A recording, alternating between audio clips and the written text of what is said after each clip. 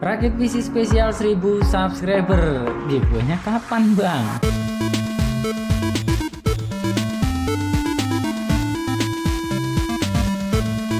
Sebelumnya, alhamdulillah channel ini sudah mencapai 1000 subscriber. Saya ucapkan terima kasih banyak buat kalian yang sudah support channel ini sampai saat ini. Terima kasih buat masukan-masukan, semangat, dan juga motivasinya. Semoga channel ini berkembang maju dan bisa menjadikan manfaat. Mungkin next akan ada Rakit PC request di kolom komentar selanjutnya. Jadi silakan kalian isi kolom komentar request Rakit PC selanjutnya.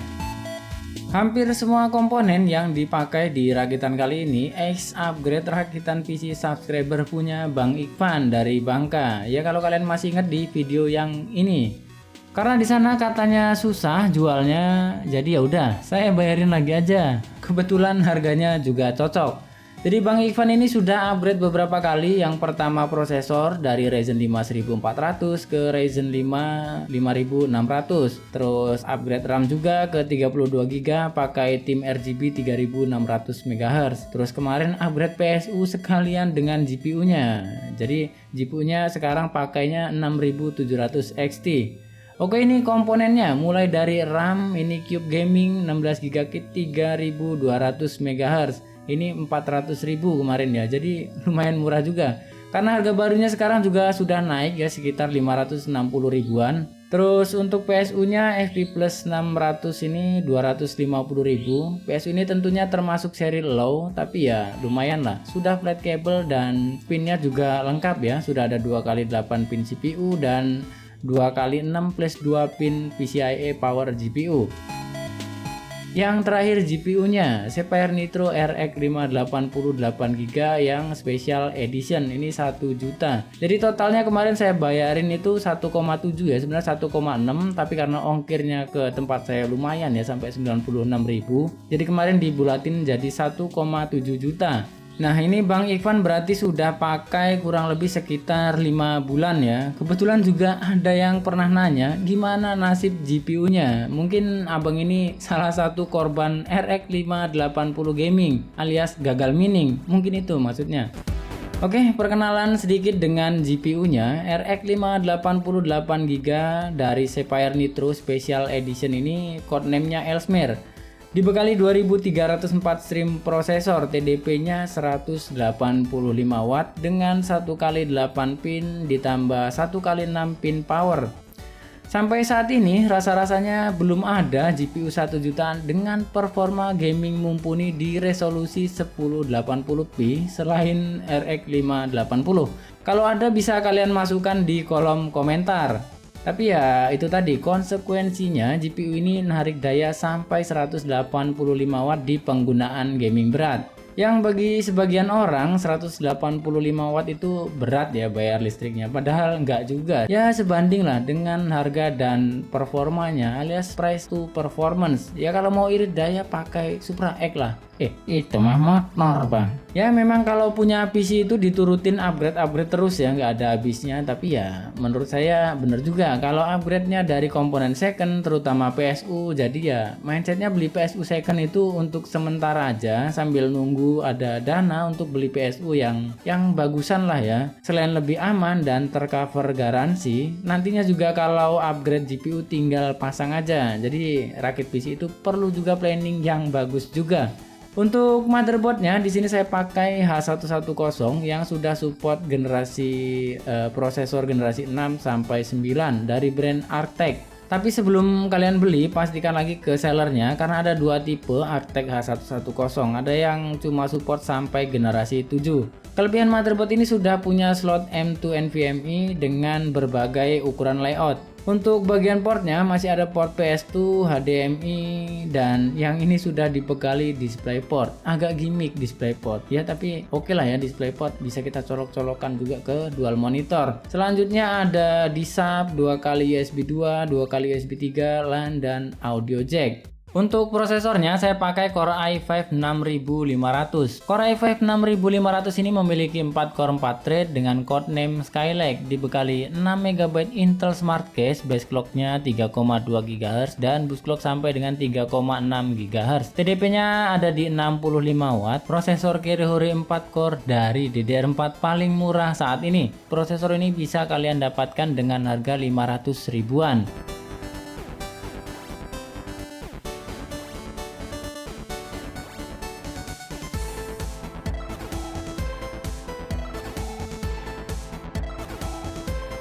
Untuk CPU coolernya ya karena temanya putih, saya pakai dari Kyosama KA200 White. Cooler ini harganya ternyata naik juga, padahal 2 bulan yang lalu saya beli itu harganya masih di bawah 150.000 ya, sekitar 145 ribuan kalau nggak salah. Tapi sekarang harganya jadi 185.000. KA200 versi White ini sebetulnya sudah punya fitur ARGB ya, tapi karena motherboardnya belum support fitur ARGB, ya nyala fan-nya masih auto tanpa perlu kontrol tambahan, sudah bisa nyala juga ya fan LED-nya. Nah, satu lagi CPU cooler ini nggak bisa langsung dipasang ke bracket motherboard karena hook atau pengaitnya ini yang sebelah sini nih mentok RAM, jadi harus dipotong dulu.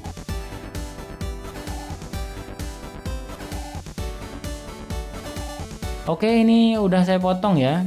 Potongnya juga gampang, tinggal kalian pakai cutter.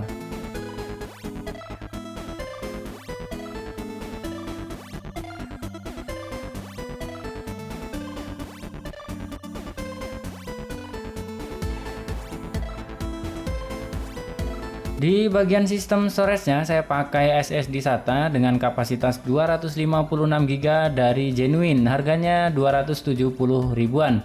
Dan harddisk 1 tera ini kondisinya bekas, harganya di kisaran 165 ribuan.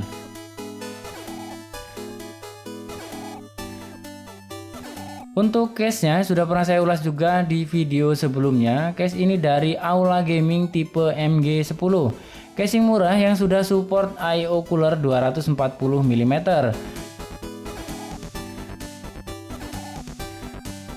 Casing ini berukuran MATX dan sudah include dengan 3 kali fan ARGB yang bisa disetting warnanya menggunakan tombol restart.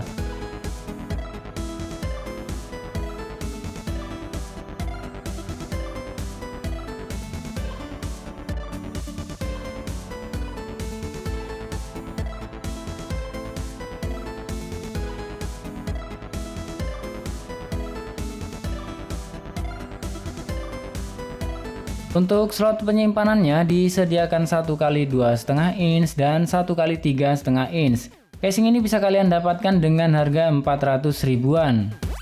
Langsung aja kita rakit, tapi sebelumnya pasang dulu back panelnya. Jangan sampai back panelnya belum terpasang tapi motherboardnya sudah dibaut, itu kan repot. Oke, jadi budget yang diperlukan untuk rakit PC seperti ini bisa kalian lihat di tabel sebagai berikut. Tentunya akan ada perbedaan harga karena sebagian besar juga komponen yang dipakai selain second, tergantung juga penjualnya. Ya, ini kan saya sebagian besar partnya dari X Upgrade subscriber, tapi ya sudah bisa dijadikan acuan untuk perbandingan harga.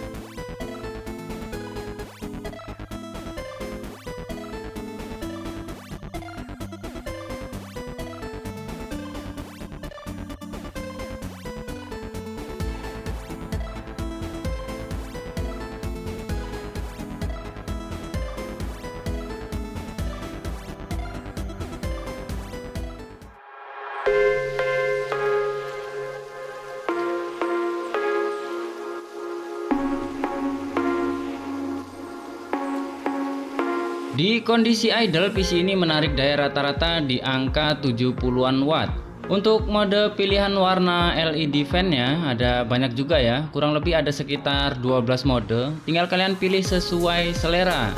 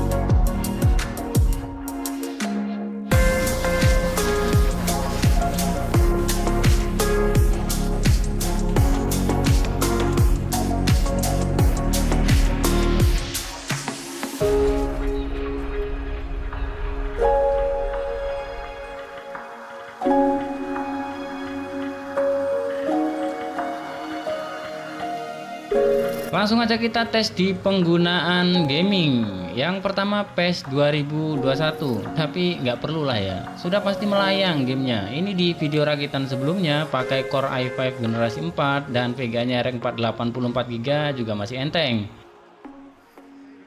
Langsung aja kita tes di game yang paling ringan, Valorant. Di settingan high 1080p, FPS-nya bisa kalian lihat naik turun. Di scenes tertentu FPS-nya bisa drop ke 120-an. Tentunya akan ada penambahan FPS jika tidak dibarengi dengan record seperti saat ini. Dan di sini kelihatan CPU usage-nya itu 100%, tapi GPU-nya kadang tidur-tiduran. Untuk konsumsi listriknya rata-rata yang ditarik di kisaran 210-an watt.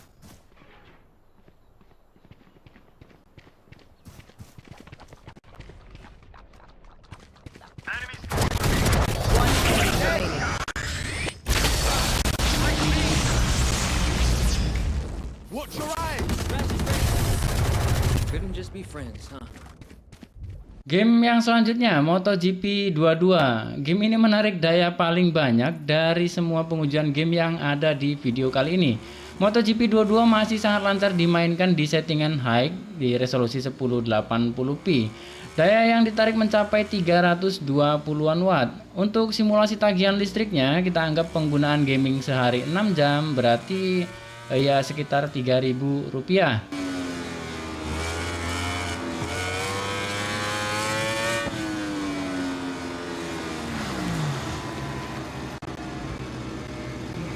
Game selanjutnya God of War. Tentunya PC ini bisa memainkan game-game berat macam GOW sekalipun di settingan high 1080p. Tentunya FPS akan bertambah sedikit ya jika kalian tidak sambil record seperti saat ini.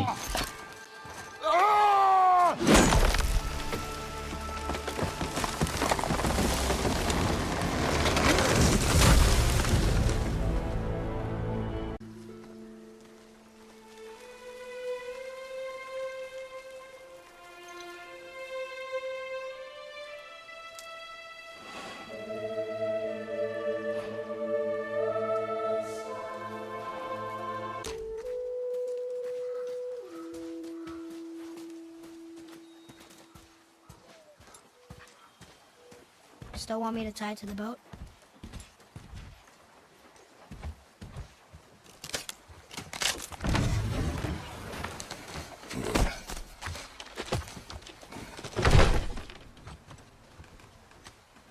Boy.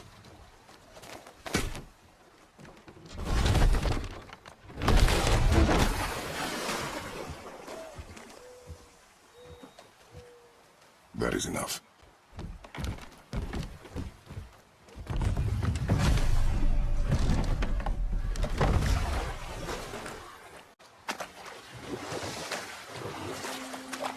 Father, What? did something change? The forest feels different. Everything is different, boy. Try not to dwell on it.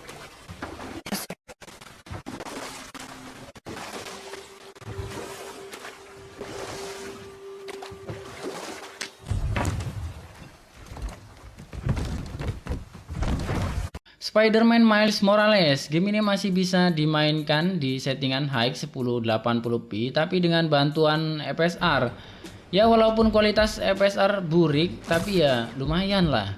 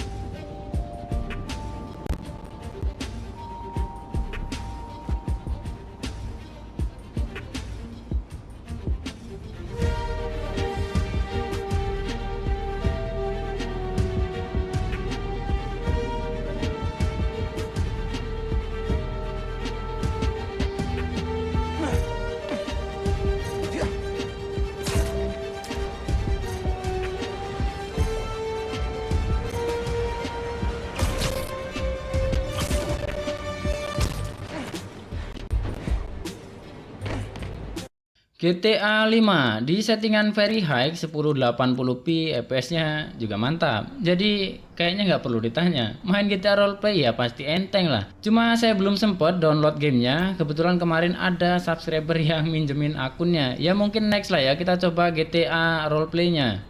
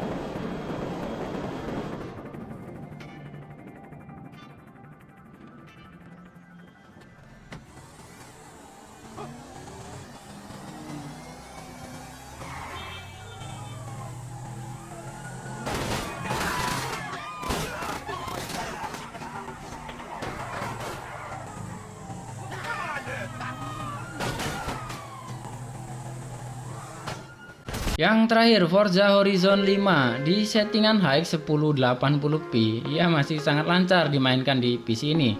Jadi gimana kesimpulannya menurut kalian? Nggak sampai 4 juta bisa main game-game berat di settingan high 1080p tapi dengan konsekuensi listrik yang sedikit lebih boros. Silahkan kalian simpulkan di kolom komentar. Thank you buat kalian yang sudah simak video ini tanpa skip iklannya. Sampai jumpa di video selanjutnya.